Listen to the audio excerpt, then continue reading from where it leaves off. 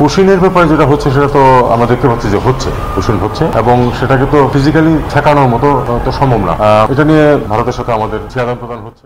ভারত থেকে বাস্তবিক অর্থে পুশিন ঠেকানো সম্ভব নয় বলে মন্তব্য করেছেন পররাষ্ট্র উপদেষ্টা মোহাম্মদ তৌহিদ হোসেন।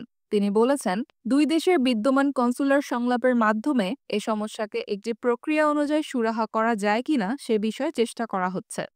আমরা এছাড়া চেষ্টা করছি যে কনসুলার ইস্যুস নিয়ে আমাদের একটা মেকানিজম আছে, সেটাকে ব্যবহার করে এই জিনিসটাকে আমরা একটু নিয়মের মধ্যে নিয়ে আসতে পারি সেই চেষ্টা করছি। মঙ্গলবার বিকেলে পররাষ্ট্র মন্ত্রণালয়ে সাংবাদিকদের প্রশ্নের উত্তরে পররাষ্ট্র উপদেষ্টা এ কথা জানান। পররাষ্ট্র উপদেষ্টা বলেন, ভারত থেকে পুশিন হচ্ছে, সেটা ফিজিক্যালি ঠেকানো সম্ভব নয়।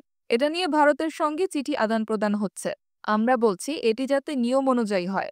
তারা কিছু ক্ষেত্রে বলেছে অনেক কেস আটকে রয়েছে, সেগুলো ঠিকমতো বাংলাদেশ করছে না। যাচাই করে দেখেছি খুব দীর্ঘদিনের তালিকা রয়েছে। পাশাপাশি এটাও দেখেছি যে ভারতের তালিকা অনুযায়ী যাচাই করে অনেককে ফেরত নেওয়া হয়েছে। কাজেই দুপক্ষের বক্তব্য থাকতে পারে। তারা কিছু কিছু ক্ষেত্রে বলেছে যে অনেক কেস আটকে আছে, সেগুলি তোমরা ঠিক মতো করছো না।